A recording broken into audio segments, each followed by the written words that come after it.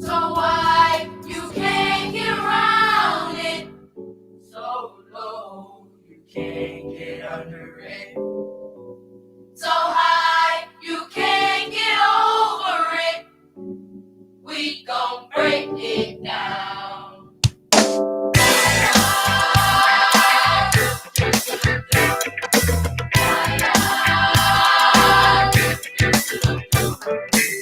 Here's a chance to dance away out of our constriction, out of our constriction. We're gonna be grooving up and down, hang up alleyway. With the groove we only got, we sure all be moved. You don't feel me now, hey. Ready or not, here we come, getting down on the one which we believe in. One nation under a roof, getting down just who's the first of it. One nation and we're on the move, nothing can stop us now. One nation under a roof, getting down for the wrong of it. One nation and we're on the move, nothing can stop us now.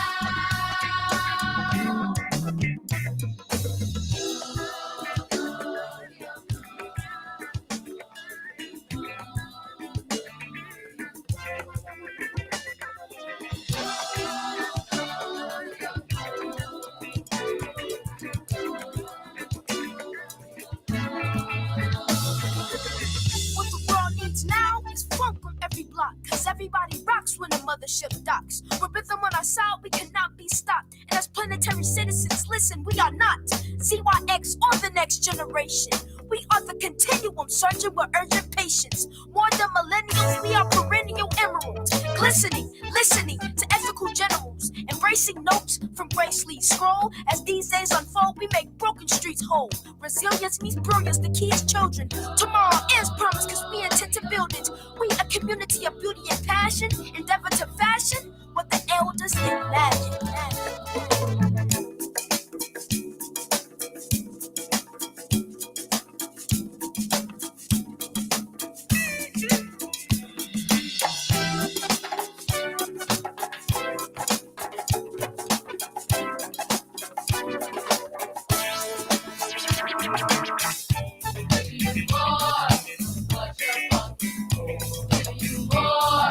What you're funkin' for.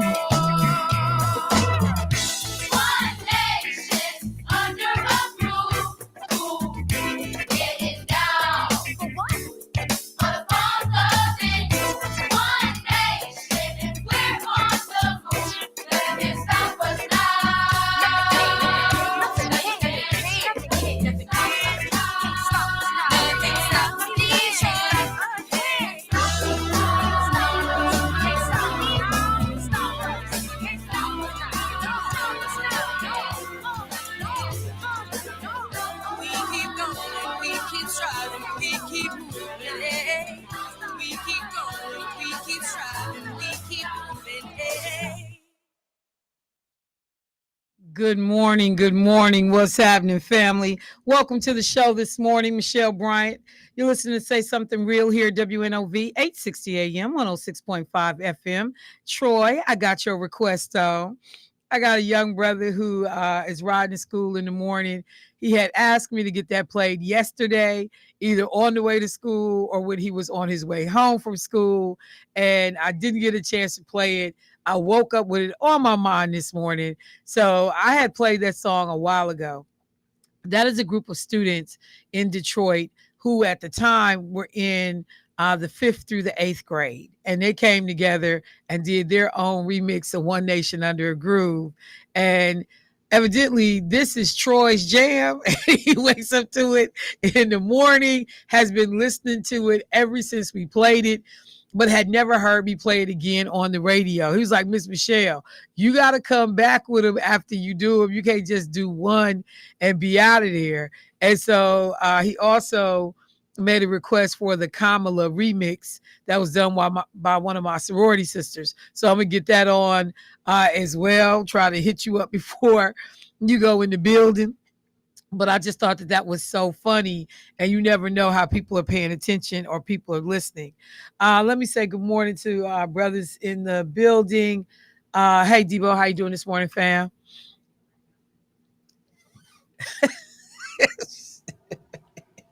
I don't know. I'm trying to adjust my gauchos.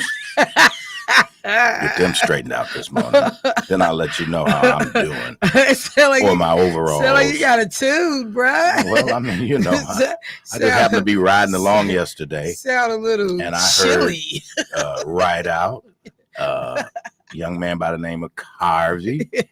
And of course, somebody whom I would expect it from. But certainly you guys have tainted Carvey. Tainted? Yeah, tainted. You know what that is. Carvey has been tainted by the staff here at 860 WNOV. It wasn't enough that he said while sitting at the funeral services for Keon that he could not really get into the service because my suit kept singing, Lord, I don't know what I do. Now, so we let him ride with that one, right? Now, yesterday, he comes back in the afternoon show. So, see, you got to listen to both shows to really understand where we're going. So, in the afternoon show, I just happened to be riding to go pick my wife up, just minding my business. And I don't even know what to say. Jackie was in the car? No, not yet. She hadn't gotten in there. She doesn't know about my gauchos as of yet. But then y'all call them something else. What was them pants y'all call them? Capris. Capris, yeah. But Michelle, she did help me out a little bit. She was like, no, Debo, wear overalls. But Mano insisted that it was Capris, and Carvey, of course, wanted it to be gauchos. But other than that, I'm fine to answer your question. Jeez. I know that was a long way home, but I just had to get that out there so folks know when they don't listen, they miss. Gotta listen to both your segments. voice had a little frost on it. Oh, yeah. You know. Oh, yeah. I was about to say it's the ACO because it's a little nippy in here. It's on, but it just got turned on, so it hadn't cooled off the yet. Look. Yeah. If looks could kill. Mm-hmm. Well, Carvey's out in the reception area. He clearly did want to hear what you had to say this He didn't want that smoke this morning. So Carvey conveniently found something to do out in the reception area. He's like, Miss Mary, can you come in and distract me so I don't have to be in there with them? And so he left me in here to catch your little rant. I mean, I'm just saying, bruh, it was a bit much. Right, I understand. Well, folks needed to understand when they? Just in case they need to understand? Listen, they would have known. Now those that are avid listeners, they knew exactly what I was speaking to. Those that don't listen, they didn't know. So we don't leave nobody in the dark around here. This is informative. Well, I'm sorry that it landed like that. But I thought about a phrase you said this morning. What was that? Am I the only one that's woman here this morning? But we're not going there. Just leave that alone. That's why people always come. Only one? Because I know that's a little woman AC was here. not on all night, and it was hot in this joint. I know it wasn't just me, but y'all like to try to make it seem like it's just women having issues. No. I didn't insinuate that at all. Yeah, but again, that's why you said I could have went there, but I didn't. Right. I fell back. Right. You did. Because I mean, you clearly say was that though. On it. Anyway. Well, you know, time for you. Good morning, I'm Shelby. like the What's prophets, and every word that comes falling from thy lips, I try to figure out how to utilize it. The prophets. Yeah. Who's that say every word that fall from Jesus' lips? Never mind. I know you know Bible scholar. I don't know why I asked you that. There's some of y'all that claim y'all Bible scholars ain't no scholars either. Yeah, I don't claim it. By the time I get to listening to folks butcher up the verse and the word, I'll be like, now I don't go to church every day. Sometimes, Michelle, there are different versions of the Bible that will change the words up, so therefore that they're not necessarily wrong. They're just doing it in their version. You got St. James. I mean, King James. St. James. You got King James. You got the International Bible. You got all these different Bibles, you know. Who said St. James? I was thinking about my church, St. James. Is that what you was thinking about? Mm-hmm. Well, all right. Well, I just want to say, glad we have moved on. Hard feelings have been put to the side. That is not necessarily true. I'm working on something for young Carvey over there. Oh, okay. Well, as long as I'm off the hook. I mean, Carvey got to learn to sing and swim. You tried to defend me yesterday. And I was amazed at that you didn't feed into their foolishness. You at least put me in overalls. I do what I can. Right. I do what I can when I can for my people. I'm just saying. Oh boy. What? Oh boy. We're singing this morning. I mean, you know. It's Smooth Grooves with Michelle Bryant. Hey, that's from Harriet Tubman back. Hey, I got to free my people. It's Michelle Bryant right now. Michelle Bryant. Could you say it better? No, that's the Smooth Grooves with Michelle Bryant. Man, if one more person called me about the Wendell Pierce interview from yesterday. It was good. That was a great interview. Like, I literally didn't have to say nothing. Yeah. Like, as soon as I said hello, dude was gone. Yeah, Wendell Pierce.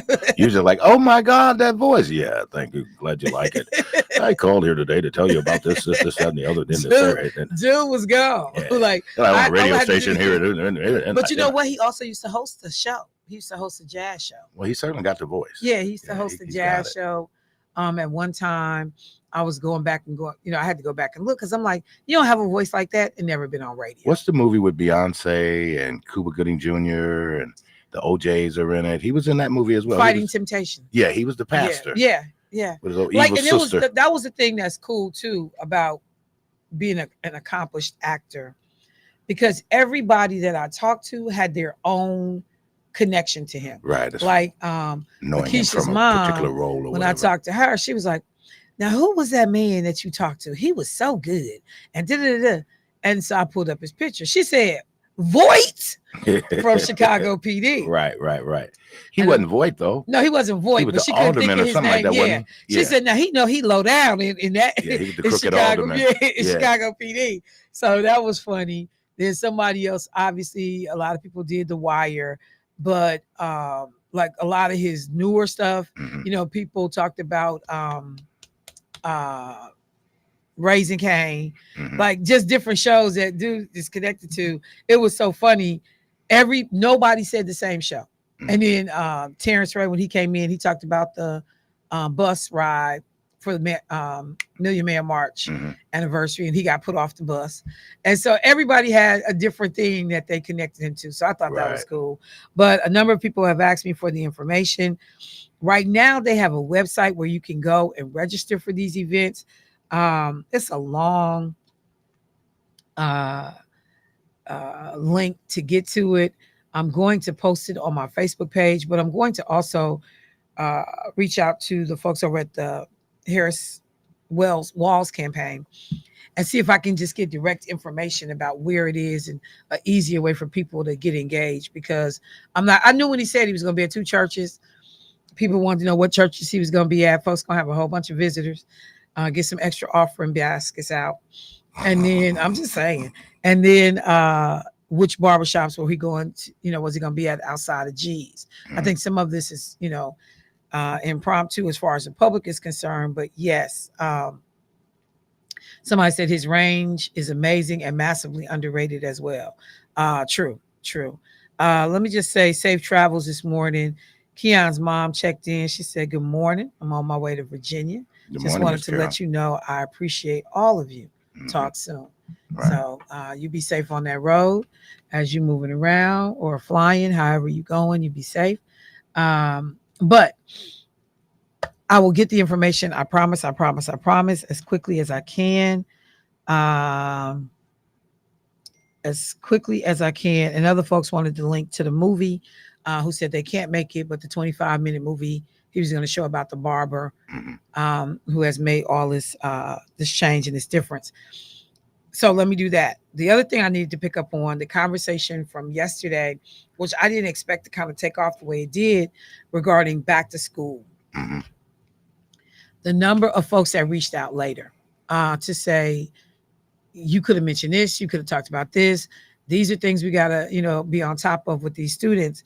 But a couple of things that stood out. Number one, folks were talking about cell phones. Cell phones, cell phones, cell phones being a disruption in class.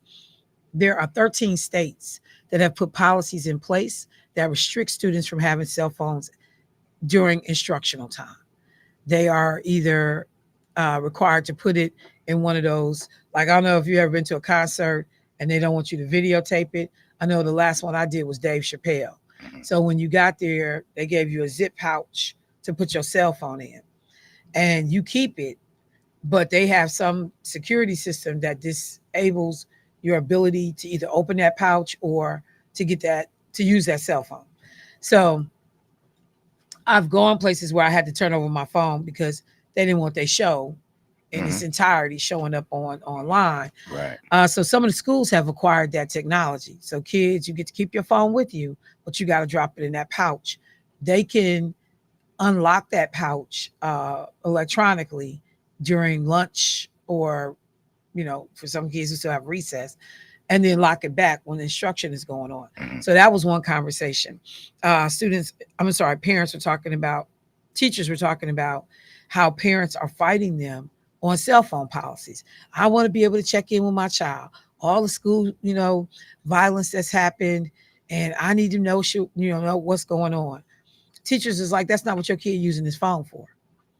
And the majority of schools, we don't have those issues. Mhm. Your baby is tricking, listening to music, or on Facebook. That's why they don't know what we doing in class right now. So that was one.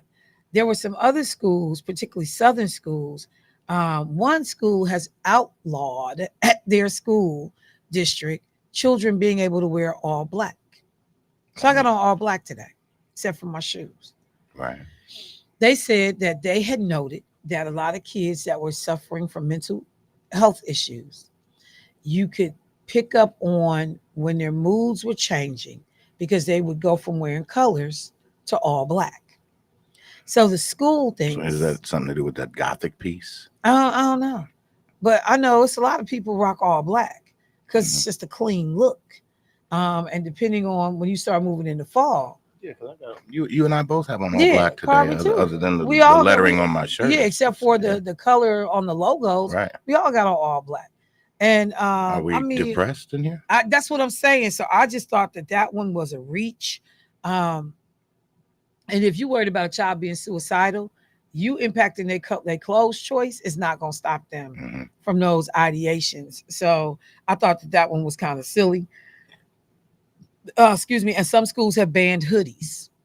They said that students were hiding things in the hoodies, and it was a distraction, pulling the hoodies up over their head in class. So they can't wear hoodies either. Uh, NPS, I'm not sure what all the rules are. I haven't looked to see, if we got like bans on halter tops or this or that. I know I have seen some kids going to school, and I'm like, you out of order, and whoever let you walk out the house with that on is out of order.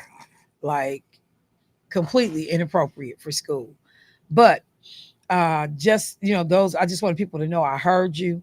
They said, say something about that use of the cell phones, and so I just wanted to flag that for people. Michelle, what's your take on uniform? I'm not a fan of uniforms. I understand the rationale because it was meant to take away the distraction of what so and so got on, whose clothes are high end, high brand, whose clothes are not. The only place you really get to show out is your gym shoe selection or your kicks. But I think it also takes away independence from children and from students, particularly as you start to get into high school. But you figuring it out in middle school. What's your style? What your identity is, how you rock gear. And I think that by doing that, we remove some of that away from students. So you get to high school, you still struggling, trying to figure out, like your identity to some extent. Yeah, right. And so I've never been a fan of, I was glad the first school that Atlas was enrolled in, he wore a uniform every day. the school he's in now, he does not. And his clothes is hanging in his closet. He go pick out his own clothes in the morning. Now, mind you, we get some disasters and some clashing going on. And his parents is, hey, he'll figure it out. So they just let him go to school, like, we looking crazy today, go ahead. Not all the time, but he does get to pick out what he wants to wear. I like that because again, you're learning how to make decisions. You're thinking, things through. You're looking down the road to see how this outfit is going to look on me. So I think it's an important thing. So how about you? Where are you on? I just was wondering because I know that was one of the things, of course, as you spoke to cell phones. But again, that alleviates some of the potential arguments and or fights, when everybody has to wear that uniform, Right. It's not about what you got on because we both got on the same thing.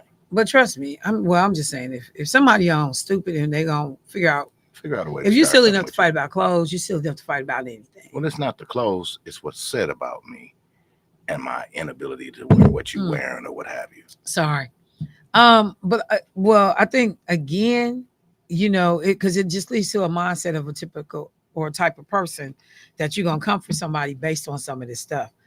So, yeah, I'm not. But I'm not a fan of uniforms. I understand it, but I'm not a fan. Two things. Number one, an update. Thank you so much to Romel for getting this over to me. So there is the event Harris for President free haircut giveaway. This Saturday from 10 a.m. to 3 p.m. Join the Harris campaign at participating barbershops as we give away free haircuts to community members in attendance from 10 a.m. to 3 p.m. As we learn more about the issues most important to this upcoming election, haircuts come on a first come, first served basis. The barbershops that are participating: G's Clippers, 2200 North Dr. Martin Luther King Drive, Premier Barbers and Stylists, 8064 North 76th Street, and Zoe's Barber Elite and Beauty Salon, 817 West National Avenue. So you got G's on King Drive, Premier Barbers and Stylists, 8064 North 76th Street. That's going back towards Brown Deer Road on 76. So I got one in the west, one on the south end, one on the east end. And I guess G's kind of encompasses north as well as east. Right, I guess so. And so I know, so those are the three that he will be hitting. And in terms of that session though, and the talk back, because I even had some young professionals reaching out to me like, where's the young professionals event? So I am hooking up with the campaign to get as much of the information as I can. And the video, I'm gonna share this to my Facebook page when we go to break, and we're about to go to break. But this video that he was talking about, the barber of Little Rock, the work of Arlo Washington, an African-American barber who founded a nonprofit community bank dedicated to providing economic opportunities for their community that mainstream banks will not offer. The Barber of Little Rock explores America's widening racial wealth gap through the story of Arlo Washington. So this is crazy. Operating as the sole bank within a 10-mile radius, Arlo's People Trust fosters economic progress for underserved and underbanked residents, providing an economic beacon of hope that could reshape the future of banking. The brother from the barbershop started it back. I'm going to put this on my Facebook page. You can just go to Michelle Bryant and grab it. But I'll be right back, family. That's great.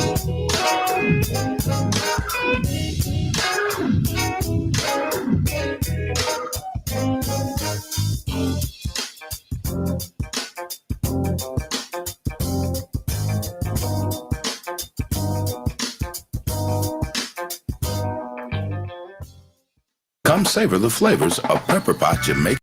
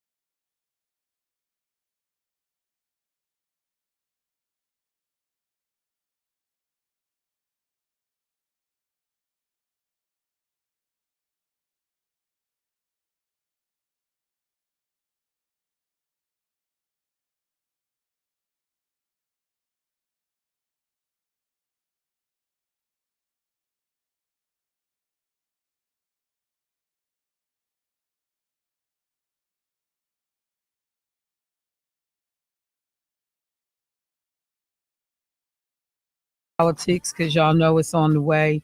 Let me take a moment. There was a story I wanted to bring up that I had read over at The Guardian a couple of days ago. But it was so important to me because, similar to this concept of the barber of Little Rock, who sees a need in real time and it's going unserved and unmet, and he creates an opportunity for his own community.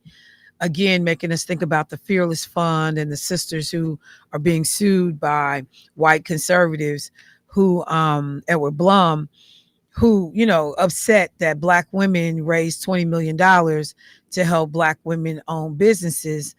How dare you? How dare you help your own people?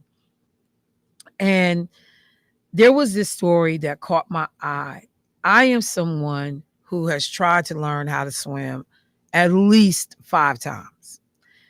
I've never been successful in learning how to swim. And each year I commit again and say, I'm gonna get this. I'm gonna get this. Either time or something will prevent it. But before I take my last breath, I am going to learn how to swim. But there was this story that I saw about this group called Diving with a Purpose. And I was like, it's DWP, Diving with a Purpose. And I'm like, diving with a purpose. So there is a group of divers between the ages of 16 and 20. So 16 years old to 20 years old, that are a part and were a part of this larger group, Diving with a Purpose, that this person observed down off the Florida Keys in the water. And the individual who wrote the article, he said, I saw them, taking the oxygen tanks, the weight off their oxygen tanks and masks before they dove down into the water of Biscayne National Park. And it's where Biscayne meets the Atlantic Ocean. And he talked about their head surfacing, and he's seeing them bobbing open in the open sea, looking like specks of stars in the sky. And he said it was a breathtaking sight because these were all Black divers. Okay. So in terms of data, a national study conducted by the USA Swimming Foundation found that about 64% of Black children can't swim. That from what they've been able to gather, they estimate that about 64% of Black children can't swim. So I ask people right now who listening, think about the children in your family. Think about yourself. Can you swim? If you can't swim, have you done anything to be able to learn how to swim? If your children can't swim, your grandkids, nieces and nephews can't swim, have you done anything to be able to help them learn how? I think about frequently that young sister who had mental health challenges, and she drove her car into that little pond or lake over by the Northridge Lake Apartments. And her daughter, who was in the car, I think that little girl was maybe like 9 years old. When that car submerges underwater, now all things got to line up. You got to be able to get those windows down or open that door. We know that the pressure to do those things are extremely difficult. The likelihood is that being a child that young, she wouldn't have been able to do that. But if for some reason those windows had broken and that child was able to free herself, could she have swam to get herself out of that situation? So there's, and that's the extreme. But just questions to ask about the ability to swim. So again, as Keith, who always messes with me, Michelle, must it always lead back to slavery for you? One of the things that some of the studies have found is that years of segregation is one of the reasons so many Black people don't know how to swim. Because whether it was a lack of public infrastructure, so there were no swimming pools in the area, A lot of people were being pushed into urban, centers. So without a YMCA in your community, most people didn't have a place to go swim, like not in the South where you could go swim, in the lake by the house or the river or somewhere there would be a body of water. That the way segregation was set up and public infrastructure, that Black people were not necessarily put in positions to have access to be able to swim. So DPW, which is led by veterans in their 70s and 80s, these brothers who started the group, they're now 70 and 80 years old, but they have been mentors to young divers of color in underwater archaeology. So as students are going to school this morning, getting prepared to sit down in classrooms, and somebody will pose the question, have you thought about what you want to be? How many of our children ever say the phrase, an underwater archaeologist? Like, it doesn't happen. You never hear it. And so that's number one, why I wanted to bring it up, because I knew I was going to be talking about education stuff over the course of this week, is what we expose our children to by way of career choices and things that they can become passionate about. But we got to put them in position that when these opportunities come up, they're ready. Make sure these kids know how to swim. So anyway, the thing though, and the must it always lead back to slavery in Africa and the continent, this group that was created, and let me just see, one of the founders, brother by the name of Kenneth Stewart, who is 79 years old, he lives in Nashville, Tennessee. And the folks who did the article went down to go talk to him, and they were asking him about his love of the water. And he said, I dive because it's peaceful, it's weightless, it's spiritual. And he talked about that fact that for 24 years, he's led this team of African-American divers. And they had been searching for something called Guerrero. Now, for folks that are unfamiliar, as I was with that, there are a number of slave ships that were reported to have sank in the transatlantic slave trade.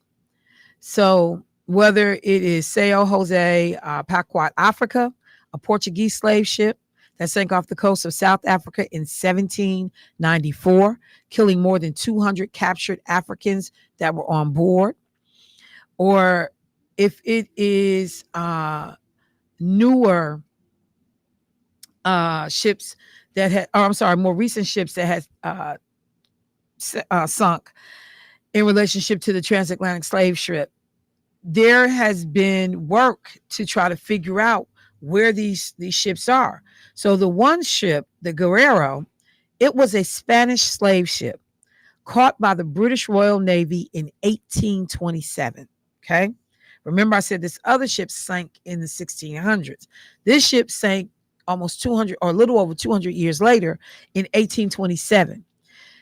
Was found illegally transporting 561 enslaved Africans to Cuba.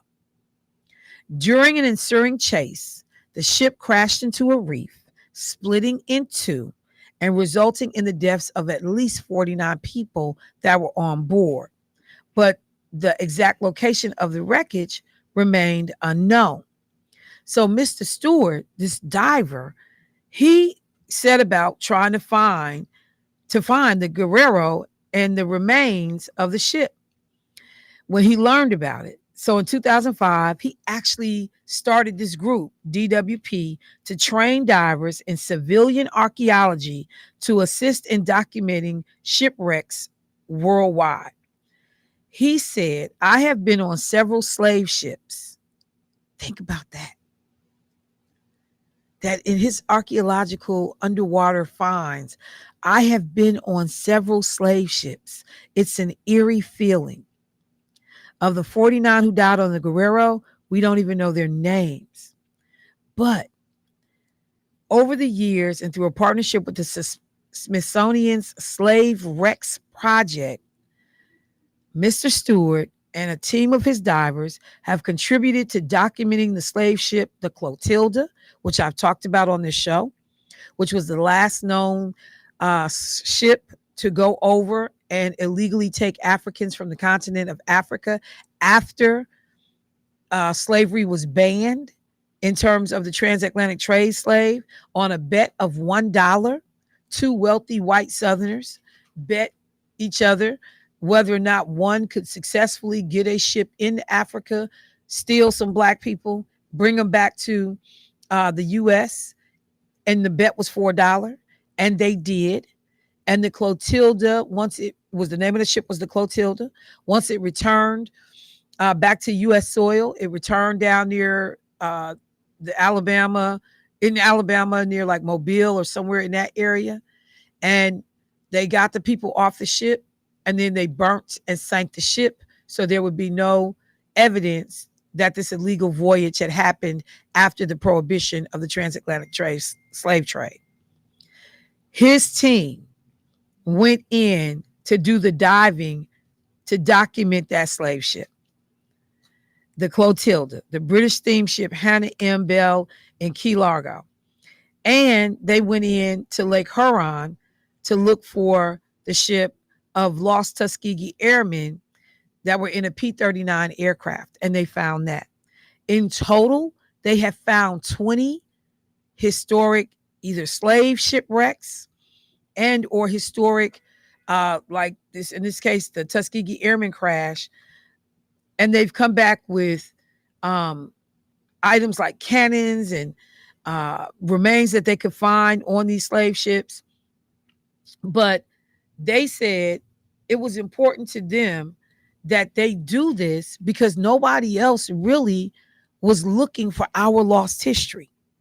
Nobody else really saw the importance and the value in excavation of these slave ships. We have interests that are different than other people's interests sometimes. And there are things that we have to do for ourselves. And so this brother partners up with Ernie Franklin. Ernie Franklin was raised in Detroit. He said he couldn't learn how to swim because of segregation and racism. He said even though he was the lifeguard at one of the pools in the segregated area of Detroit that he lived in, he said that when he wanted to learn to dive, that the folks at the Y would not let him do the diving portion. And they told him stuff like, per his comments, your lung capacity is too small. Your bone density is too thick. Being able to really comprehend the physics of the sport would be more of a challenge than you're ready for. Plus, you won't be able to afford to learn how to dive. Think about that. That as a way of keeping Black people from diving. So when we go and we see the Olympics and we see sports that are dominated by groups that don't include barely any Black people, and you're like, why ain't nobody Black swimming? And then people have that old adage, because Black people don't know how to swim. There are institutional, systemic reasons, many of which that were tied to racism, segregation, and ignorance about why Black folks don't swim at the race and pace that other groups do.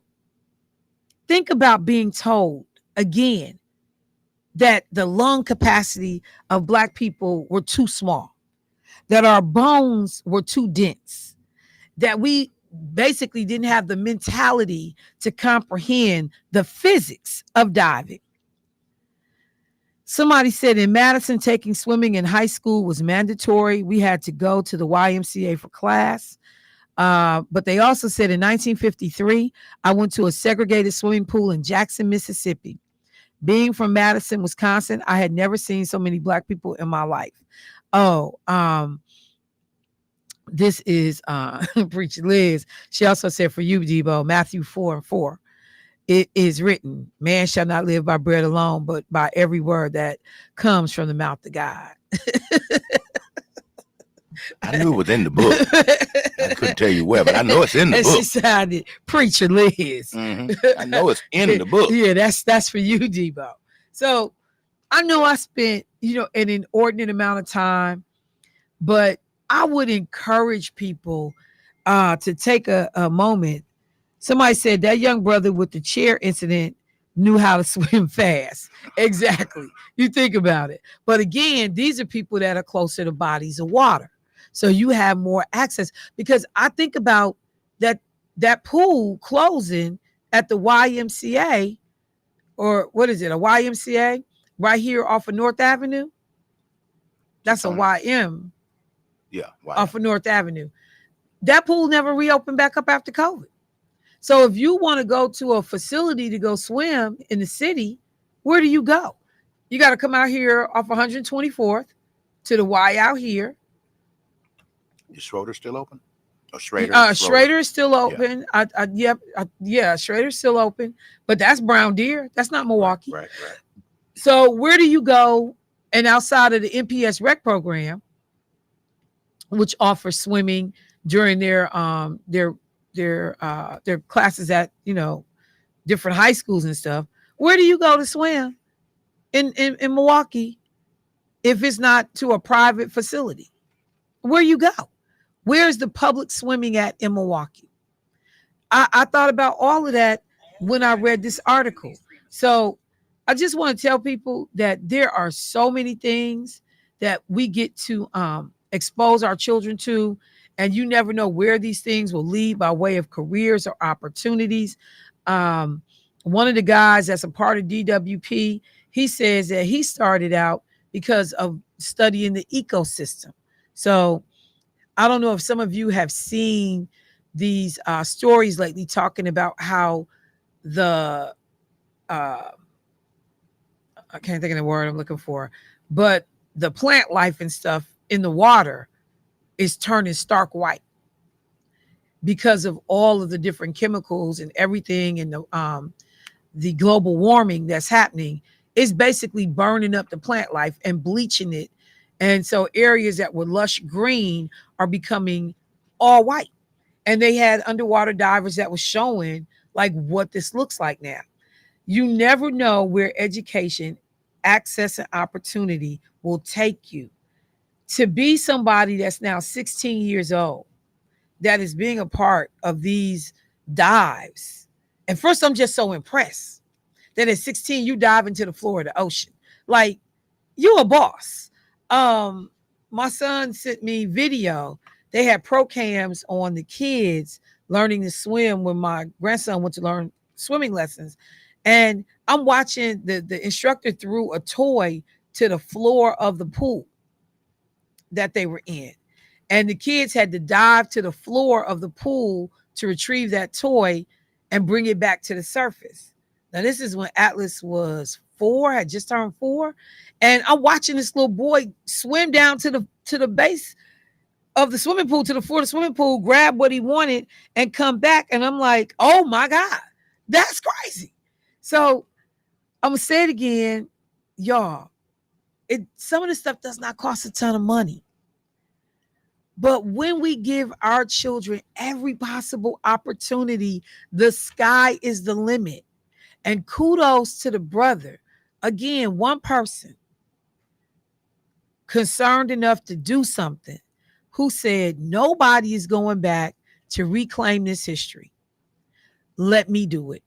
And I don't see the other people out there that know how to do it. Let me train these people. And so now 70 and 80, he can sit back on his porch in Nashville, Tennessee, because they have set it up that they got 16 to 20-year-old babies, young folks, out here doing this work. Don't tell me what difference you cannot make when you put your mind to making change in your own community or for your people. Don't tell me what's not possible. So I had to mention that story. It got the best of me. Somebody else hit me up this morning. They said swimming was a part of Phi Ed grade during my time in middle school at Marshall between 72 or 73. And Ladette laughing at me. She said, Michelle, the word is algae. Some of it was plants though, not just like algae, but It was plants. I have to pull it up since you laughing at me. Um, It's all a part of the ecosystem, you know. well, thank you, Debo. Yeah. Is it all a part of the It's all a ecosystem? part of the ecological, you know. Well, I just want to say thank you so much. You're welcome. And the last little history tidbit before I move to current affairs. Yesterday, when I was talking to Wendell Pierce, Tony Award winning actor, um, he mentioned the Colfax massacre. I had two people reach out to me to ask what was the Colfax massacre. I'm going to always remind people, if you got access to the internet, this is a quick Google search. You get the same information that I do. But ironically, one of the callers said, one of the people that reached out said, because I know you've talked about it before on your show. I will tell you about the Colfax massacre that Wendell Pierce mentioned yesterday, and then we'll roll that into current efforts right now in relationship to the November 2024 election and some striking similarities between Colfax and what we see going on today. Michelle Bryant, y'all, WNOV, 860 AM, 106.5 FM. I'll be right back.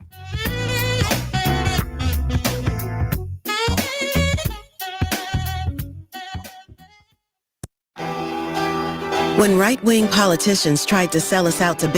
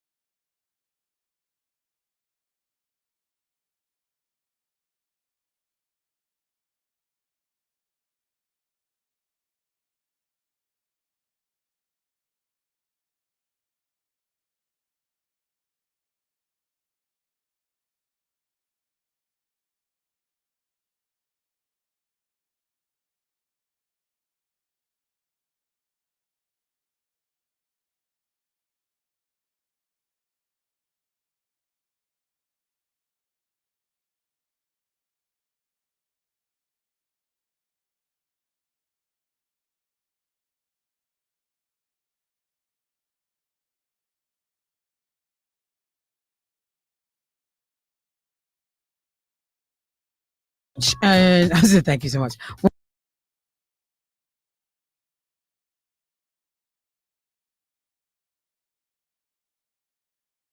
Somebody sent me something down in Racine. Shout out to Racine. In Racine, growing up, we had a rock quarry beach, and blacks would go because it was available. They closed it down, and this event stopped kids in black neighborhoods from having a place to swim. We couldn't afford the YMCA, but thank God for former county executive Jonathan Delagrave, rest in peace, and the Johnson Foundation. They built a new public water park, and it was affordable for all families. So now black and brown kids can at least swim in the summer, and they have lessons. So that was down in Racine. Somebody else said, don't sleep on the UW School of Freshwater Sciences on the South Side either. Big money and jobs. They're counting on us not being able to swim. Thank you for that information, sis. And then finally, I think this was the link to the events for Wendell Pierce. Let me see. I'm trying the link. I can't get it to open. Okay, I'll try it again. Okay, because I think it gives some more detail, so I'll figure that out. But Wendell Pierce and what he mentioned yesterday in his remarks on the midweek flow, the Colfax massacre, which I have in fact talked about on the show. Just so people understand, in the years following the U.S. Civil War, a number of freedmen and white candidates that were empathetic to the cause of racial equity were elected to office across the South. That's that period coming into Reconstruction. So we're talking roughly 1965 or so. But there were people that resented that a number of black folks were being elected and actually now sitting in the halls with this, in the seat of power, able to help make decisions that were going to guide the movements of the state legislatures in a lot of these southern states. Because these resentments were so bitter, white folks was upset in most cases that they had lost the Civil War and they wanted to again regain control. This period during Reconstruction just working their last and final nerves. And so there was a 1872 gubernatorial election that resulted in both sides claiming victory. So you think about it. In reality, both sides couldn't have won, but both sides claiming victory. The segregationists and the Reconstructionist sides fought a legal battle as well as physical battles, sending armed men to occupy various government buildings. In 1873, pro-Reconstruction forces occupied the Grant Parish Courthouse in Colfax. So when I say pro-Reconstruction, that's black folks. Black folks is like, no, no, no. We fighting y'all. We not going back to what resembles slavery. Y'all not about to get us, in a situation where we have no voice, no say, no control of our own destiny. So there is an effort to overtake the Grant Parish Courthouse in Colfax. This occupation, them being posted up in this courthouse, lasts for several weeks until a group of about 300 white people marched on the courthouse on Easter Sunday on April 13th. I always remember the Colfax Massacre because that's my mother's birthday. On April 13th, there was gunfire. Both sides were shooting at each other. Roughly 60 defenders of the courthouse surrendered after the white supremacists aimed a cannon at the building. The battle turned out to be only a prelude to a day of bloodshed. When it was all said and done, there was a bloodbath that ensued. And many of these mostly black people that were trying to fight for the right for black men, because that's who it was at the time, to be engaged in the legislative process ended up being killed. It was estimated that about 150 people total was killed. The exact count was made difficult, they said, by the hiding of many of the bodies. They didn't want people to be able to connect these folks back to their families.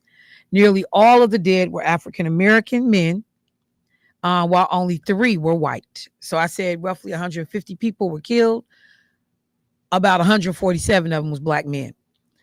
The state made no arrests, but federal troops arrived a few days later and arrested 97 white men in connection with the massacre.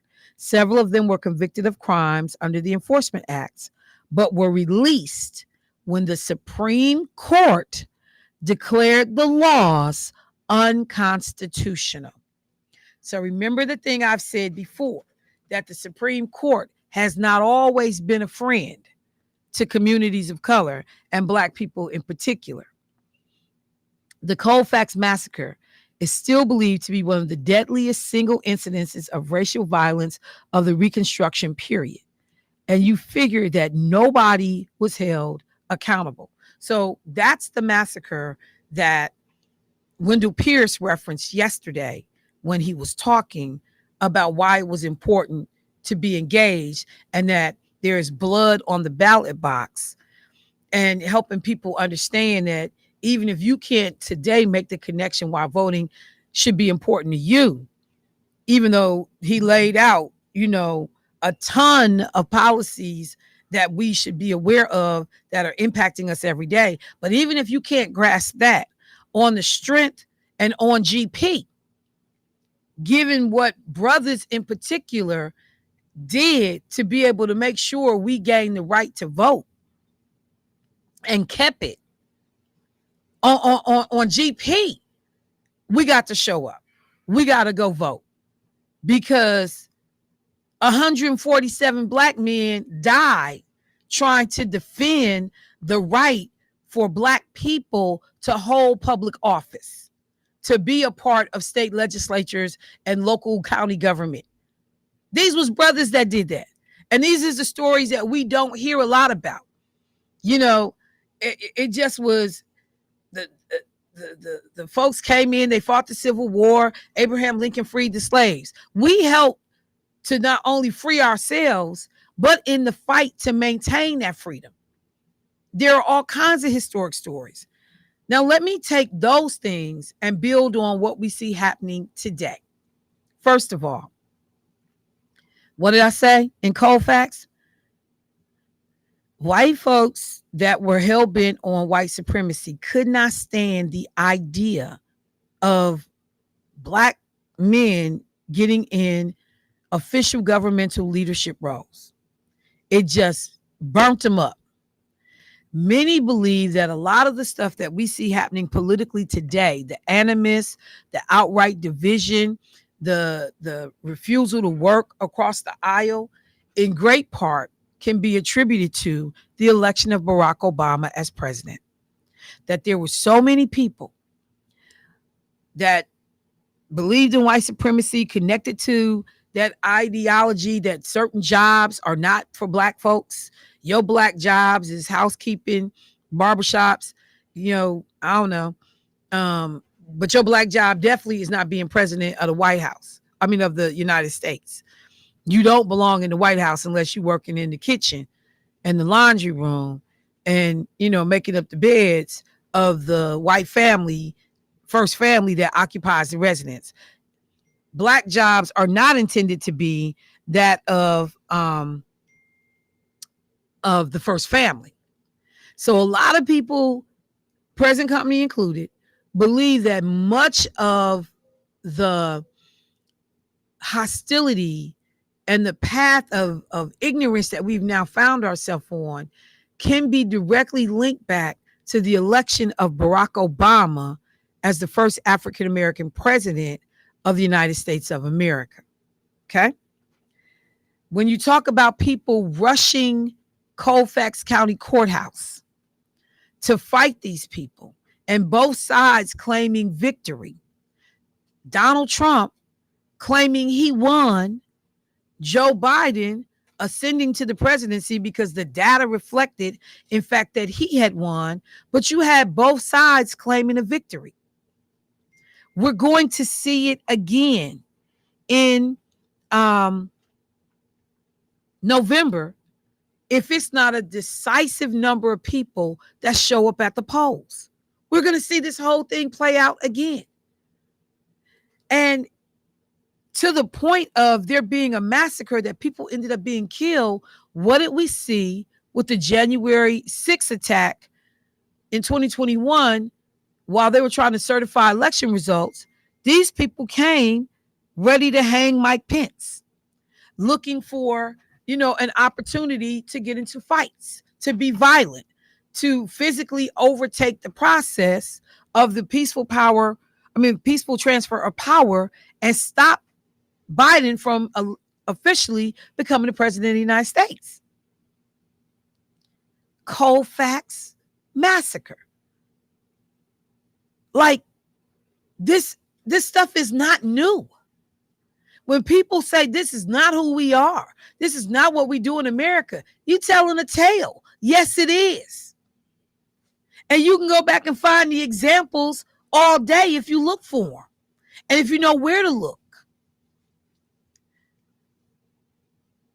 The idea that people believe they can't share power, or that everybody that is in an organization or a community or a situation has the right to be heard, represented, and represent themselves.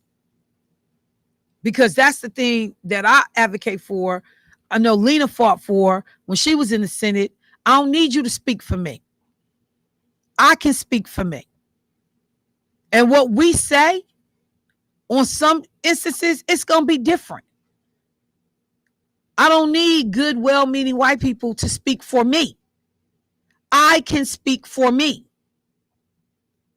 And if I make up X percentage of your population, I deserve to have a seat at the table. I deserve to be in the room in the same way every other group is reflected.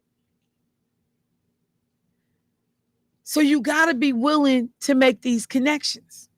So as we go, we are just now 6 days away from this presidential debate that is going to happen between Kamala Harris and Donald Trump.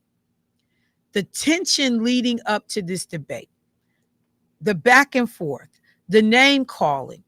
Somebody called yesterday and said, Michelle, is it true that Donald Trump has referred to Kamala Harris as the B word? Yes, it's true. There have been people that have confirmed that. On phone calls that he's been on, he has had those conversations. It has been nasty. You now have a video that was released by the Trump campaign. Debo, can I play this video? Let's see. Let me get my volume up. Yep. Hang on. Let's see. What's going on? Wait. Oh, I'm sorry. I had the volume down. Hang on. Give me 1 second. Go back. I apologize, y'all. This week aimed at winning over Black women voters and challenging support for Vice President Harris. I am not with Kamala. I am not with her because she is not with me. I support President Trump and the economic policies our country experienced under his leadership as our 45th president. I'm Not With Her features Black women from across the country, including battleground states who are casting their vote for former President Trump, want to persuade Harris supporters to do the same. Let's welcome in Janiyah Thomas, the Black media director for the Trump campaign. Janiyah, good morning to you. Hi, good morning to you as well. The video here, a clear moment for the Trump campaign to go after a critical voting bloc in November, one that's historically leaned Democrat. Exit polls showed President Biden got roughly 90% of the Black vote in 2020. Is the former president's message resonating with Black voters? Yes, for sure. I think his message is resonating with Black voters all across the country because for most Black voters, they care about the same things that everybody else cares about: the economy, immigration, and crime. And especially, we've seen in inner cities, we've seen a lot of illegal immigrants getting, housing stipends, getting more resources, schooling, education, things like that. And they're prioritizing illegal immigrants over the Black people that have been in these neighborhoods for decades, So I think that overall our message is resonating because the voters know that President Trump is the strongest candidate on all of these issues. I saw in a recent interview that you said President Trump's messaging is resonating at historic levels. But there was a recent Pew Research Center poll that showed more than 75% of Black voters would vote for or lean toward VP Harris if the election was held today. 79% of Black women would vote for or lean VP Harris instead of Trump. So how does the Trump campaign reconcile with those numbers? I mean, overall, you know, as the Republican Party, we're not going to get 90% of Black voters this election cycle. Like, that's not a realistic thing.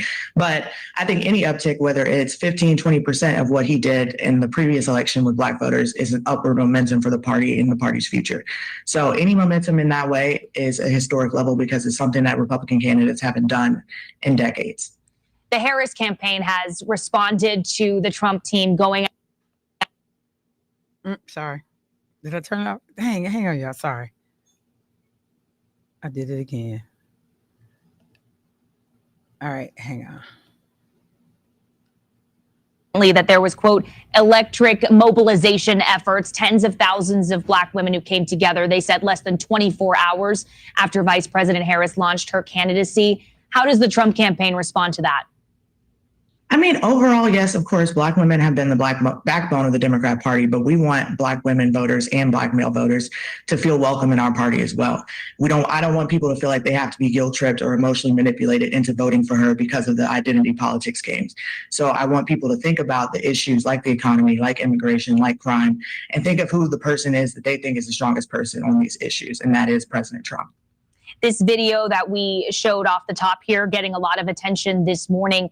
What else, though, does the former president have to do to get that Black vote, specifically targeting, as we saw in that video, Black women voters? I think ideally what he needs to continue to do is show up in these communities, which he has been doing, and continue to get our message out to Black communities, you know, whether that's traditional media, non-traditional media, or Black-owned media. We need to continue to keep pushing our message to different audiences. Okay, Janiyah Thomas, the Black Media Director for the Trump campaign. Thanks for joining us this morning for the conversation. All right, thank you, Debo, for letting me pull that up. I was trying to get your attention. I didn't mean to snap.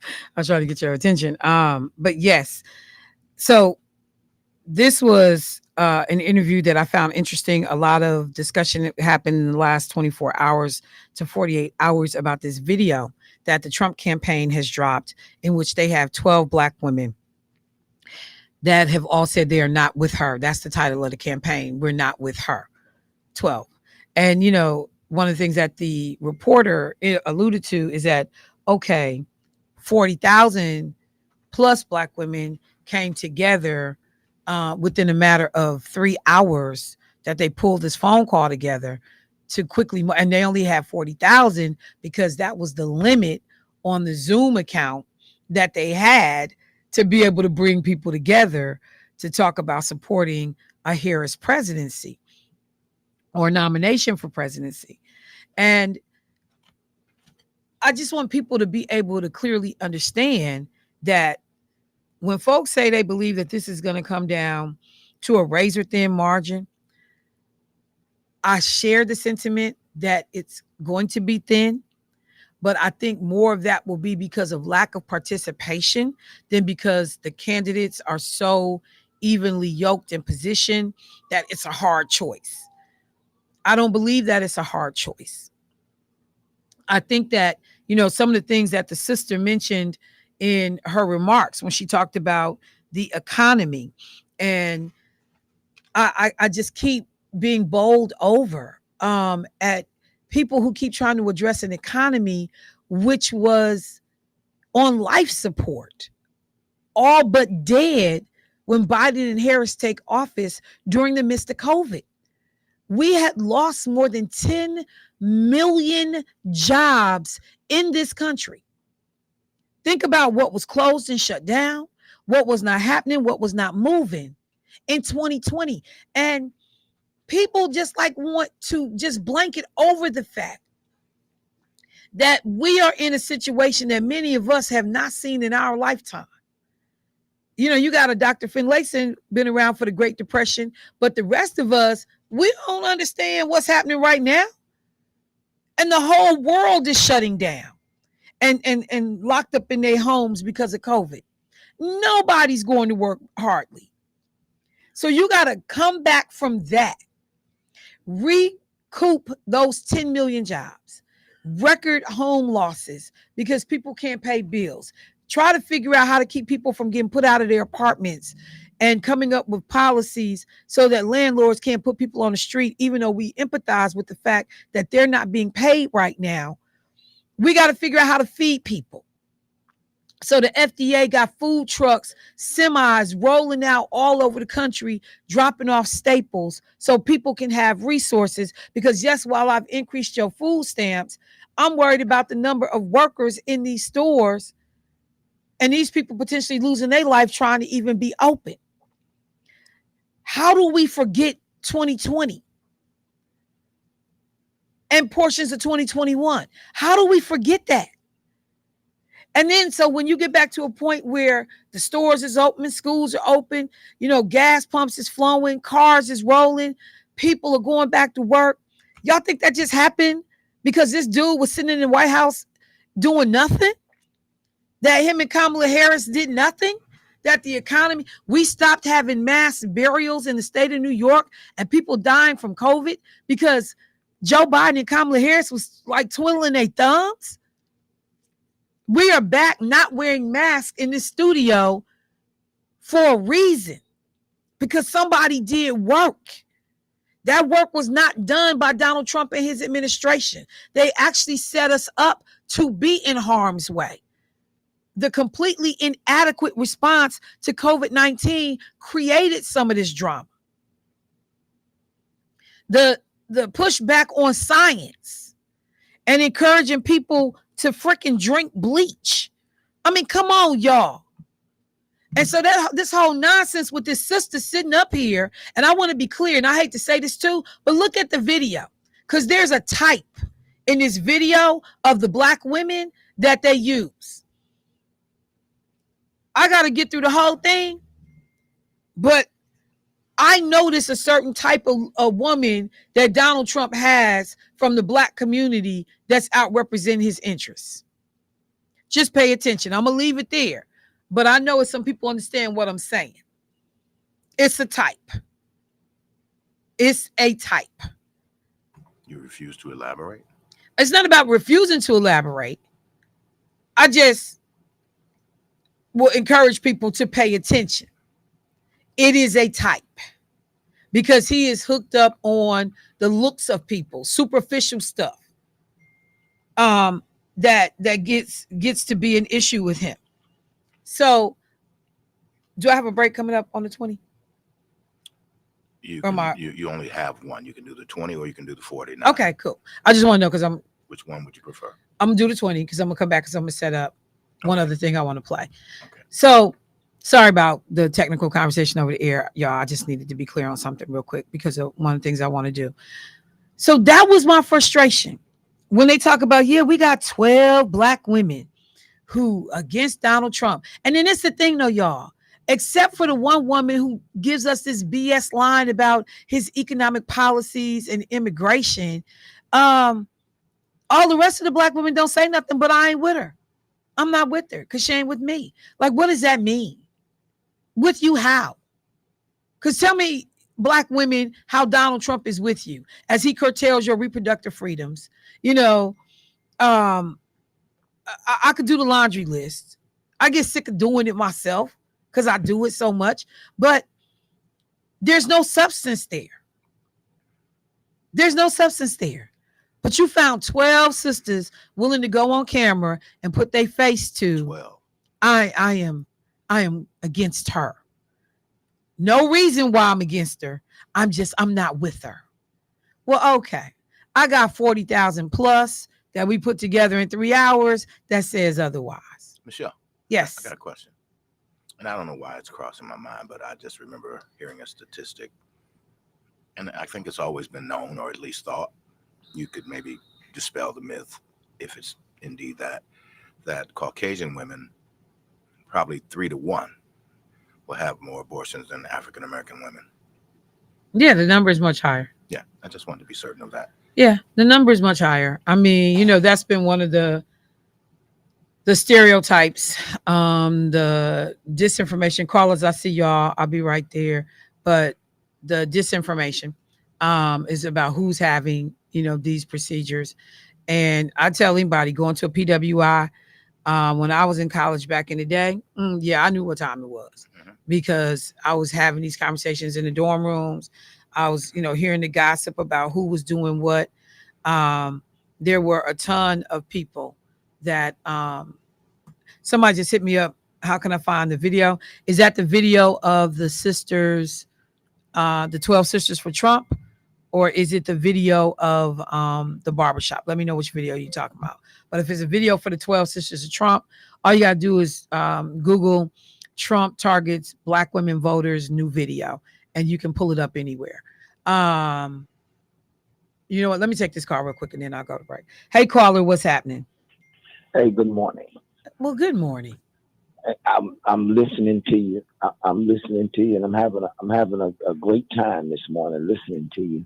But in reality, we're talking about reproductive rights, but we got real serious issues going on with the immigration problem, and I don't know why. Especially, people that understand what's going on, unless they just turn their heads. We got a serious issue on our hand, and you know what? Our fight won't be against Black folk and white folk. As a matter of fact, they're probably going to have to band together because there's a group of people that are very serious and adequate about maybe even taking over this place and putting disfranchising people where they live. Listen, you talk about what happened in 2020 with the COVID and all of that, and jobs that didn't come. There's jobs that didn't even come back. That'll never come back. And my thing is if I said something, you probably have to go haywire. And I will say this and let you go haywire. Donald Trump told you at the beginning of this doggone pandemic, he said, don't panic. This is a hoax. I promise you it's a hoax. Don't panic. Well, with counting pneumonia, if you count the statistics on pneumonia every year, Sister Michelle, me and you would still be wearing masks since we was little kids because people die by the thousands every year with the viral pneumonia. When me and you were kids, when we go to our aunties and uncles' house, what they would say, take off that coat. We don't want you to get pneumonia because pneumonia, a viral pneumonia is almost a death sentence. You have to just weigh it out and wear it out. Then came along the walking pneumonia, which you could get an antibiotic for because it was a bacterial pneumonia. The man said, don't panic. But guess what? We started counting those numbers, and it was so scary. I even had the morgue on the radio down there to call in and tell us what's going on. And the reason why our numbers was going up so much in Milwaukee, and really when you did the statistics on how many people died, it was not as frightening as the numbers were showing every day, COVID count. And you know what? The lady said most of our numbers that are going up is from other people coming into our city, coming to visit our big facilities. They come from Ozaki. They come from all these other little towns to come to our Freitas, to come to our St. Luke's, to come to our big facilities. And if they just so happen to die, well, we got the credit for a COVID death, right? So I'm gonna tell you this right here. I would encourage anybody, if you really love the Democrat Party, teach them a lesson. You see what? Well, let me do this first. Let me give you a lesson. On average, 50,000 Americans die from pneumonia every year. That's on average, 50,000. So you're right. We lose a lot of people to pneumonia. But during the COVID crisis in America alone, 1,219,487 people died from COVID-related symptoms, other factors that exacerbated the COVID, and we had more than 109 million people to survive. So 50,000 compared to 1 million people dying is two different things. No, did you hear what you just said? I know what I said. Well, but did you hear what I said? If you say it slower, but did you hear what I said? Yes, so I'm not going to relitigate whether or not COVID was real or not. I'm not going to relitigate that because I'm sure that the million plus people who lost family members, the majority of them would say that it probably was real, bruh.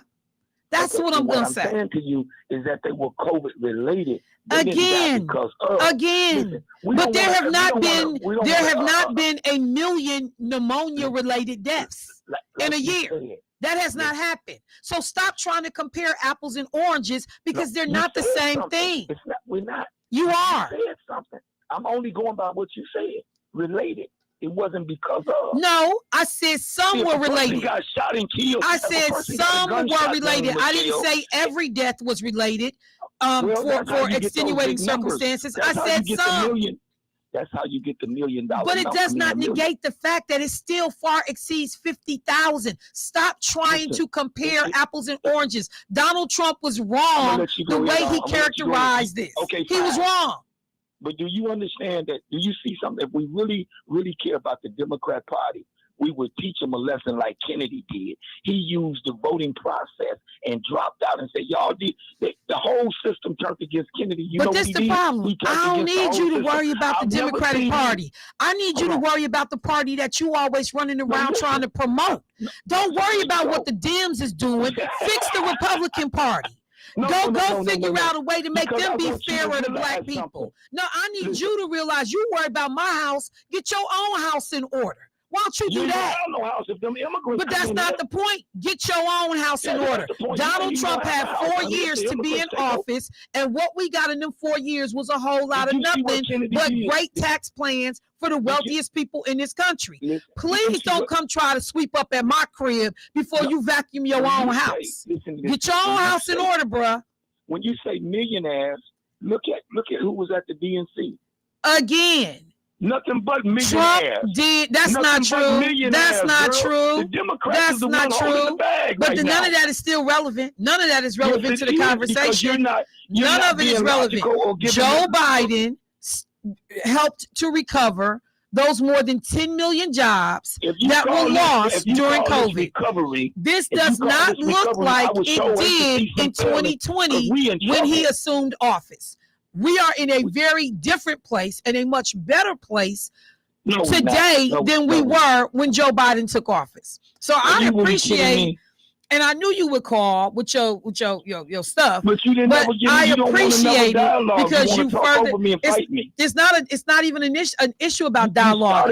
You started out ready to have a dialogue. I just can't because I just have no patience for nonsense, man. I don't have it. Patience for having a dialogue. No, I do. Because you don't want. I do. But what I don't have time for is people that continue to say the same thing over and over again, and it's ignorance. Time you have a conversation is different. We ain't saying the same stuff over. No, it's the same stuff. You say the same stuff all the time. It might revolve around the immigrants, same issue, but we say different. You know, stuff just like day. you said. When I bring up reproductive health, no, we got some real serious issues. Well, since you ain't a woman, reproductive health might not be a real serious issue for you. But it's a real serious issue for a lot of women. For this stuff is well past the childbearing age. I know, because we fighting for the future. That's what most fights are. No, if you fighting for the future, that's what most fights are. Most of the people that future? fought to be free from slavery wasn't fighting just for themselves. They was fighting for their grandkids and their future grandchildren and great grandchildren. So many of our fights are fought for the next generation. I'm fighting to kill my future. Is that what you're saying? I'm fighting to preserve a woman's right to have autonomy over her body. That's what I'm fighting for. This is what I need you to for do. You and other men not to determine what should happen to me. That's what I'm fighting for. Well, the same way you get to fight for what's right for Meech, Michelle should be able to fight for what's right for Michelle. Listen. When you cast down reasoning, you throw off all restraint. You're right. And that's why talking to you is so difficult, because there's very little reasoning that actually is happening. When we try to compare pneumonia deaths to the COVID pandemic, there was nobody creating mass graves because the mortuaries were so backed up with bodies that the state of New York had to say, okay, we can't do it no more. We just got to dig a mass grave and throw all these people in a mass grave. Listen, it's not the same, fam. Hold on, it's listen not to the this same. right here. A year when people get pneumonia, the hospital does not have to block everybody from coming into the hospital. A year before the pandemic actually came, there was a program that was out. It was called pandemic, and they had people from all of the states, every big shots. These were big shots from these people cabinets, and you can probably still pull that up. Somebody done downloaded, and they were showing that if a pandemic actually ever happened, how could we get our people to actually fall in line and believe? All of these people, man, will come. I mean, we had the people over the hotels. Everybody was there. This was before this thing even hit the doggone. Mitch, that's because viruses were not new to this country. Viruses were not new to this world. People have been thinking about and planning and strategizing because people understood that it was a possibility that those things could happen. It's called science. It's called research. It's called that we have other examples of what's possible. Okay, so the fact that there was work already being done ahead of the pandemic occurring is because people have been paying attention.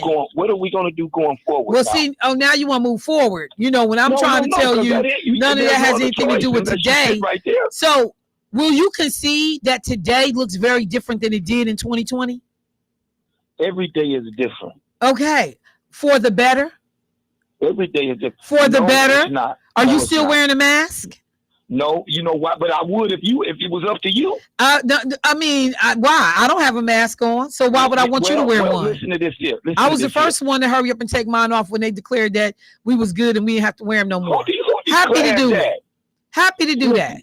In the process of wearing the mask, now we've invented almost a third world country. We have not, and anybody that's been to a third world country would encourage you and implore you to stop making that ridiculous comparison. There is nothing about this country that resembles a third world country. Trying to protect somebody else. No need to protect nobody. I'm just talking common sense, and I know all common ain't common for everybody. I get that, but anybody that's been to a third world country would never compare the U.S. to a third world country. You never let me get to my point across about the mask. I'm sorry, go ahead. I'm talking about these people with these guns and these poo shiesty masks on, running up around it. When you look at not the same thing. We're talking health. We're talking health. We're not talking crime and violence. No, it's not.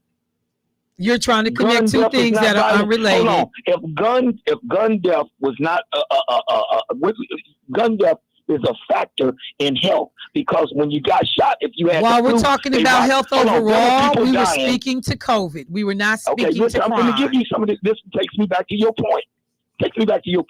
When a person was shot and killed and he was sick and had the flu with a COVID, guess what? That was gone. That was chalked up as a COVID death. No, again, you're still trying to make the stretch, bruh. Thank you. I appreciate the call. I appreciate it. I just can't. I just cannot, because you already know the phone gonna ring and you know what's gonna get said. But this is the thing. See, we don't have to talk about Donald Trump like he is some new entity. We have seen this cat since 2016 on the world stage. In his 4 years in his administration, he had an opportunity to do almost anything he wanted to on immigration. What got done outside of putting children in cages and saying that Mexico was going to pay for a wall that Mexico said, boy, you done lost your mind. We ain't paying for nothing. And they didn't. Like, seriously, though,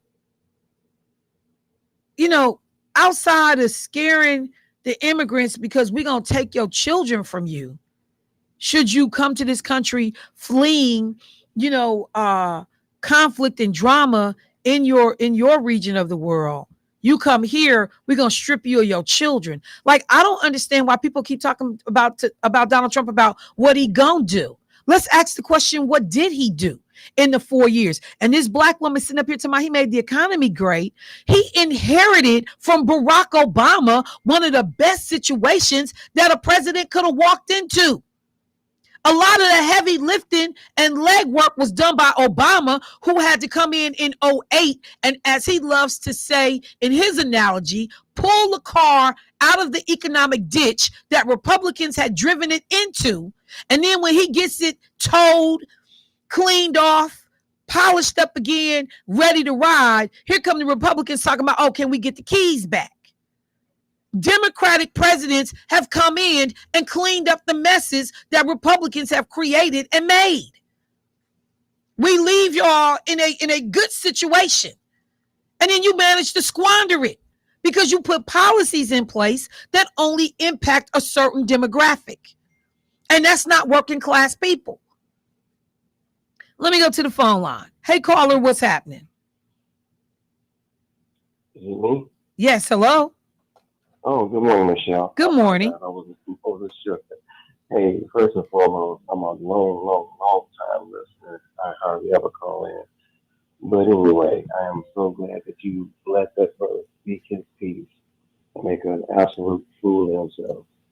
I don't understand why or how that brother can have the ideas that he has and don't see that there's a vast difference between the two people running for president. And every time I hear that particular brother speak, the ignorance, the blind ignorance that he just speaks is just, it's embarrassing as a black man. It's completely embarrassing. And he continues to support a man that is not only racist, he's a liar. He don't care about this country. He don't care about nobody. He definitely don't care about you, brother. You need to get it together, because when Trump came into office, he came in with a good plan, and now when he left, there was a deficit that was bigger than when he came in, and all kind of crazy things. If that man get in office, we will be in trouble. Period. And Meek, brother, you need to get a life. Serious. Get a life, bro. All right. Thank you, bro. I appreciate it. You know, I think about what Trump did to even try to harm legal immigration in this country. Because what did he say? We don't want people coming in from all these different countries. If you don't come in with a skill set or your own money, then, we don't really have no use for you. Even on legal immigration. Why everybody harping on, illegal immigrants, legal immigration. Like, the majority of y'all, when y'all go to doctors, the majority of y'all doctors is foreigners that are here in this country, in some cases on work visas. But you got to look a certain way. And, we ain't got to talk about the S-hole countries comment. People can twist that however they want to. Oh, he wasn't talking about black people. He was just talking about, black countries. I'm sorry. I didn't know it was a difference. What'd you say? Oh, let me go to the phone line. Hey, caller, what's happening? Good morning, Michelle. Good morning. How you doing? You have the patience of Job when you're dealing with Mitch. I don't understand it, but hey, God bless you. Well, according to him, I don't. But okay, thank you, bro. I'll take it. But my comment is about I don't know why African Americans have this obsession over the immigration issue. The fact is that we have company after company dropping their DI programs in the United States. Harley-Davidson just gutted theirs over the last month. The fact is, when it comes to hiring and outreach in the community, the fact is that it was just reported on NBC that the incoming classes and especially the universities and things of that sort, the Hispanic and African American population has dropped some up to 10% for the incoming class. We need to understand. We need to worry about our problems, what this Republican Party is about to do to us. And instead of concentrating on individuals who are trying to come over here and try to get a better life.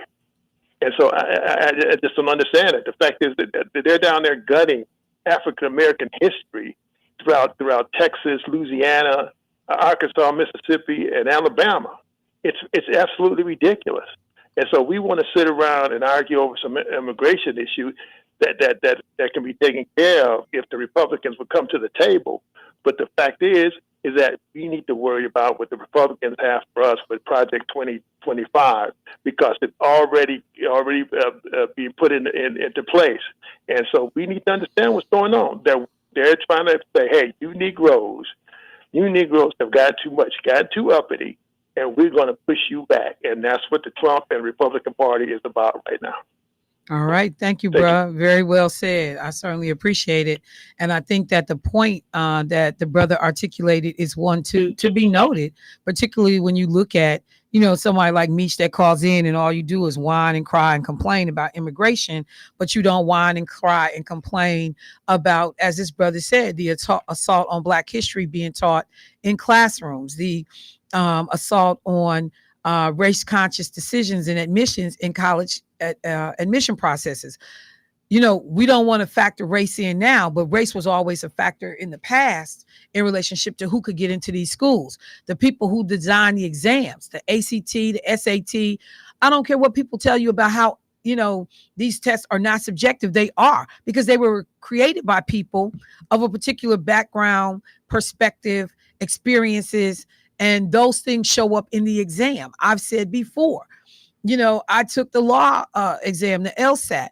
Questions that were on the LSAT, some of them which I did not know, but I would have not known had I not been exposed to certain other people and things that they do. Because this was not something that was, a part of my background and my experiences. So I would have actually got a question wrong because somebody thought I should know that if you playing a game of dominoes and somebody tell you take it, to move the bones or take it to the graveyard, what you doing? What the hell me playing dominoes got to do with me being in law school?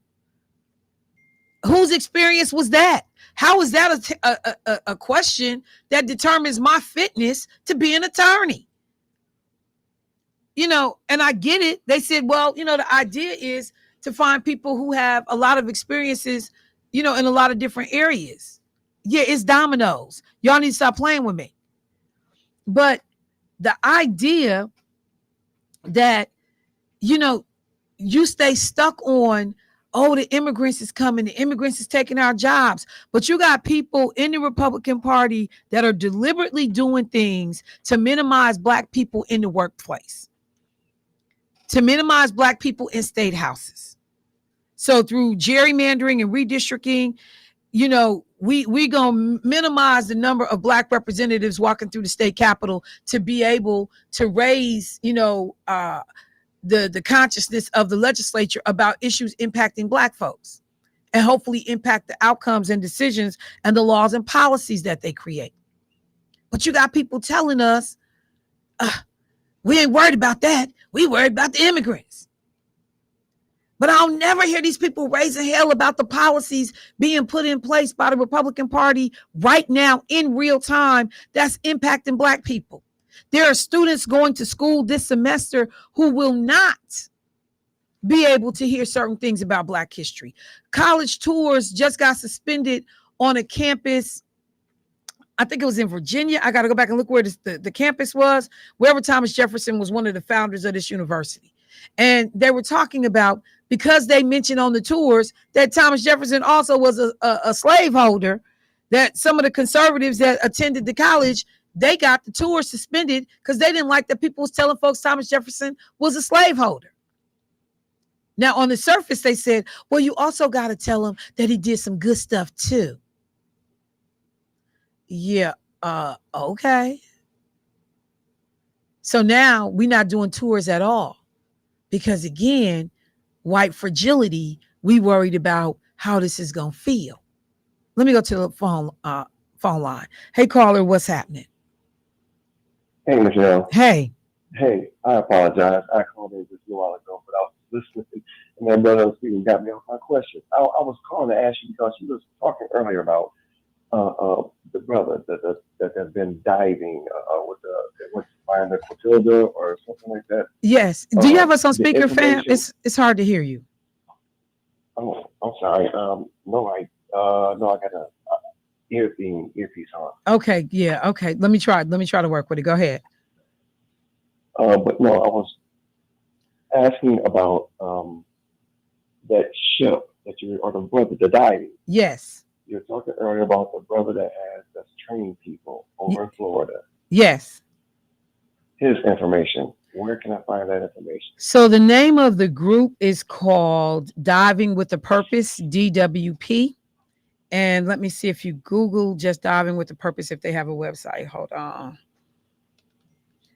Diving with a purpose. Yep, they actually have a website. So you can just type in Diving with a Purpose and their website comes up. It talks about their programs, gives you information, lets you know different contact information. So, yep, you can just Google it and it'll come up. Cool. Very good. Very good. Thank you very much. You're welcome. And you're doing a wonderful job, Michelle. Thank you. Thank you. I appreciate it, bro. All right, family. So I just got a couple of minutes. I'm in the show. I gotta take a break at the 49. Oh, I'm off because of the holiday. My bad.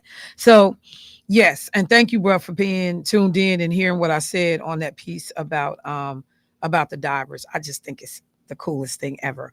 But back to this Trump thing for a minute, if I could. So, as we go into the debate on the 10th, the tension is rising, as I said earlier, because you got all of this stuff in front of us. So, as Kamala Harris, I come into the room understanding how Trump tried to handle Hillary Clinton by walking and standing over her and, trying to intimidate her physically from the back. Those kinds of things are going to be checked now. That whole disagreement and back and forth about mics on, mics off. Some people said, I hope they keep the mics off because then he won't get to overtalk her or whatever. Kamala's and folks believe were like, no, leave the mics on so they can hear how stupid he is. I ain't worried about him overtalking me. Leave him on. Because I know that's what I would be doing. Like, yeah, leave him on, bruh. Leave him on. What she say? If you got something to say, say it to my face. We talking about a like sister here. this, and for people that have doubted whether or not she is sister, you gon' see it. There's already been some little caveats sprinkled about.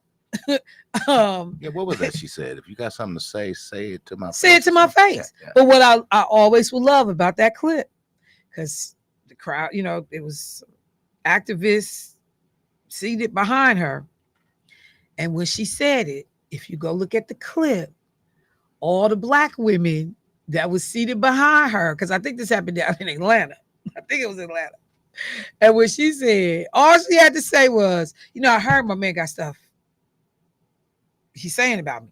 So I just got to say, and she did the head dab. Yeah, the head got If you got something to say, you can see all of the black women in the background finishing the sentence. They said it in unison. Right. Say it to my face. And when I tell you, I was like, that's a black woman foolishness all day. Yeah. You don't understand. So it's not going to be what it was when he got down with Hillary Clinton. Not, yeah. And not. Or even Biden.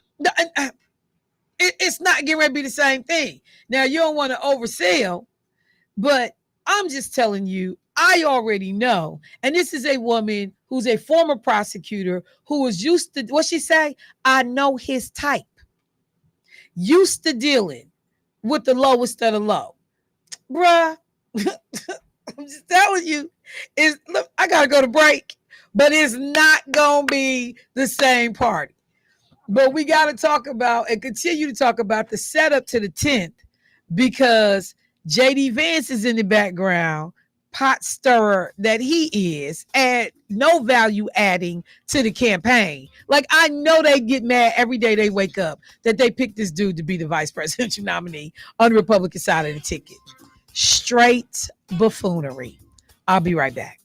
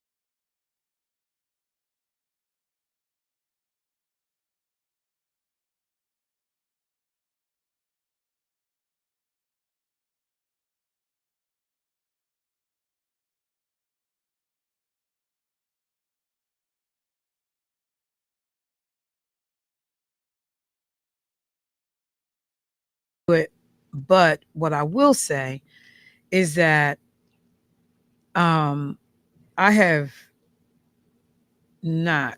No, I'm not going to do that one because I have not dealt at great length in a while with the whole Israel Hamas, you know, situation that's happening right now. It remains frustrating as they continue to get bodies of hostages back to watch the way Benjamin Netanyahu and his team has chosen to execute this war.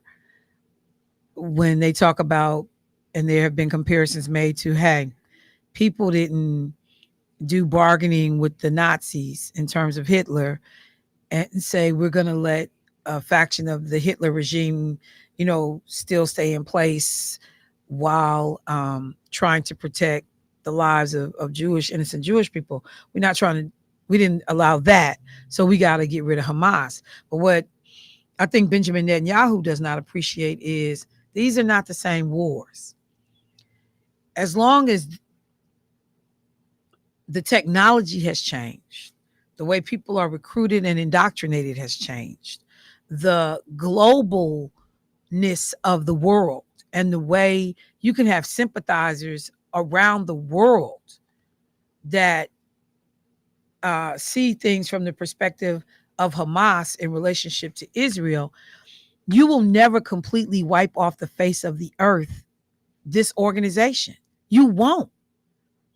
So the ability to figure out how to coexist, for anybody who thinks we wiped out bin Laden, we wiped out, I forgot the name of the first man we killed who didn't have nothing to do with the 9/11 terrorist attack, but they lied and said he did, and he gets killed. But he, as the U.S. says, he's a bad dude anyway. So, okay, we got him on the wrong thing, but he should have been got anyway. It depends on what school of thought you come from. But Saddam Hussein, thank you. But when you look at the way this is being executed and the unwillingness to figure out a two-state solution, and how do we deal with Hamas in a way that makes sense? Because this is not a cut off the head of the snake and the organization dies. It's not going to happen that way. Every day you create new people that are empathetic to Hamas's cause because of the way this is being handled. So I haven't had a chance to get to that, but I'm going to over the course of the several days, because I think that too will play in the election. I think that might be a question on the debate on the 10th. So we've got to talk about it and what our expectations are from leaders in this country about how they respond. With that being said, I'm going to close out the show for right now. Let me say how much I appreciate the bros in the studio. Carvey, who ran out earlier, so he didn't have to, hear Debo's little soliloquy this morning about his hurt feelings. And evidently Carvey didn't get the memo because he just posted a picture of kulaks on the on the YouTube page. He didn't get it. They were studying. They were studying too, Carvey. And to Debo, who has had to bear the abuse. Yes. Not only in the 9 o'clock, or excuse me, the 7 o'clock show. Don't act like a victim. Don't act like a victim. 7 o'clock show. Hey. But the 3 o'clock show as Violin well. player, I need you to fall back. Because there's a friend of mine, a guy you all may know. He says there are no victims, it's just volunteers. He's sitting there looking at me. And now he's wiggling his feet. As you get your little sad speech together. Yeah. They talking about me, y'all. Come on in, Keith. Save me. Help me. They picking on me, y'all. As you sound pitiful. Nice stretching. He's taking his time.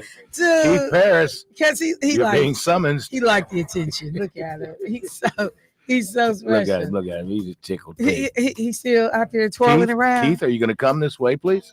Look, his ballerina outfit, like, come on, bro. He's preparing himself. He said he's preparing himself. Is he preparing himself? Yeah, he's preparing himself. Wait, to do the word of the day? Yeah. Well, I wonder what that word's going to be. Kulaks? Narcissist. Oh, he said, glad you asked. Does he have the team shirt on? He does not.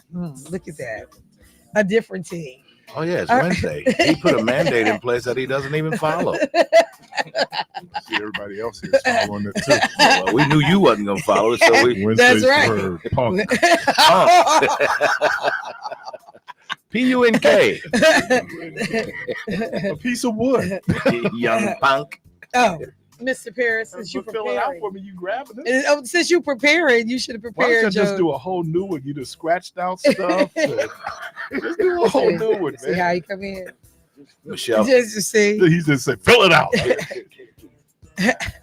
Well, I gotta go. I don't have time. Slip policies and You come here complaining, bro? yeah, I come in here complaining. What's wrong? You heard somebody use your phrase? No. Oh no, that makes him proud to know he's he was smiling. Yeah, to know he's mean. Don't speak to me. He said, as long as you get the credit, yes, it's okay. Oh, he's proud. They're saying my phrase. There are no victims. That's volunteer. Look, he's so happy. Look, he did the look away, the drop the mic, right. look away. Yeah. Like Boom. I'm the stuff. What are you pointing over there? What's over there? What's over there? Pointing at something. That was a fadeaway. You know, like you heard what I said. All right, y'all. I'll talk to y'all later. Peace.